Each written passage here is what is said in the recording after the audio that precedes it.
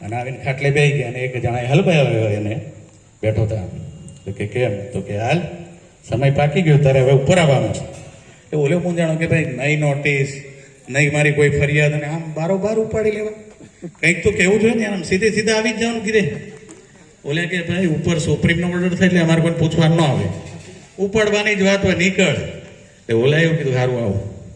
હવે ગુજરાતી માણસ હો, અહીંયા વેપારી અહીંયા આવ્યો હોય એટલે એને બુદ્ધિ દોડાવી. એણે શું કીધું ખબર?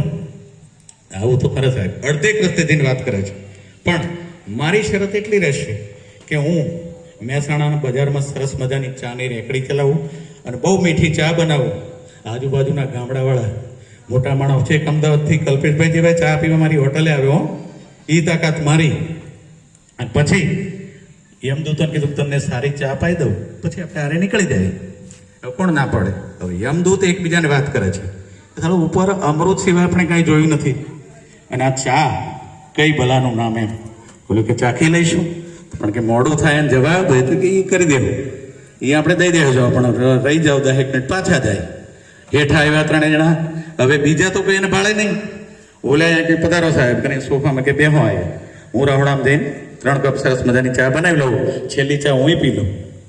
હવે બંનેને બેહાડ્યા સોફામાં, યમદૂત બેસી ગયા, ઓલો રહોડામાં ગયો, સરસ મજાની ચા બનાવી અને ટ્રેમાં કપ ગોઠવે ને એટલે 2 કપમાં 2 ગોળી ઊંઘની નાખી દીધી.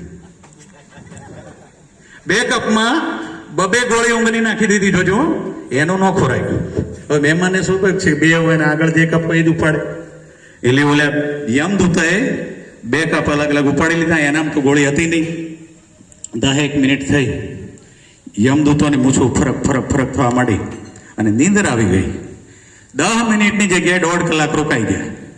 એટલામાં લે હોશિયાર માણસ ત્યાં વેપાર કરે છો, એના દીકરાને ક્યાં આવ્યો.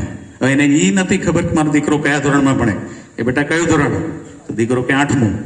રબર પેન્સિલ રાખે દફતરમાં, હું પૈસા દઉં? તો કે હા લાવ. રબર પેન્સિલ મંગાવી અને પછી એણે એવું કીધું કે ઉપર જો નામ પેલું કોનું, ઓલે મૂછાળાની બગલમાં જે લાલ ચોપડો છે ને એ ખેઈ લે, અને નામ જો કે નામ કોનું છે ઉપર. દીકરાએ વાંચ્યું ને કીધું દાદા તમારું જ. તો કે એક કામ કરે, ત્યાં રબર મારી દે અને નીચે જે નામ છે એને પેલું કરી નાખ. નીચે જે નામ છે એને પેલું લઈ લે અને ઉપર છે મારું એ છેલ્લું કરી દે. દીકરાએ કર્યું, ગોઠવાઈ ગયું બધું. પાછું કે જેમ આપણે એમ ચોપડો ફેરવી દેવો એને બગલમાં મૂછાળાને પાછો ફેરવી દીધો.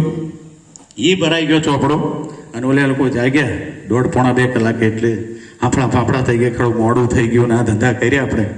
જવાબ તો દેવું વાંધો નહીં, પણ યમદૂતોએ ફરી એકાંતમાં જઈને વાત કરી લીધી કે ચાલો અમૃત સિવાય આપણે ઉપર કાંઈ ભાળ્યું નહોતું, અને આજે ચા પીવડાવીએ એટલે મોજના તોરા અને પલ્લાના પોરા છૂટ્યા છે, એટલે એક કામ કરીએ, આને રહેવા દઈએ.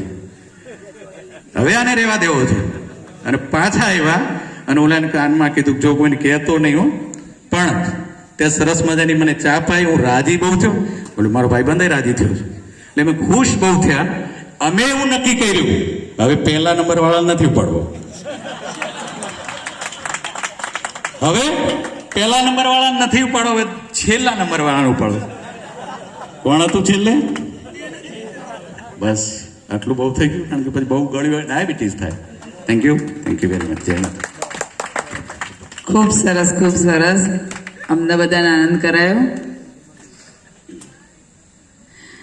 એક બહુ આનંદની વાત છે આપણા પગપાળા સંઘ માટે. આપણા કલ્પેશ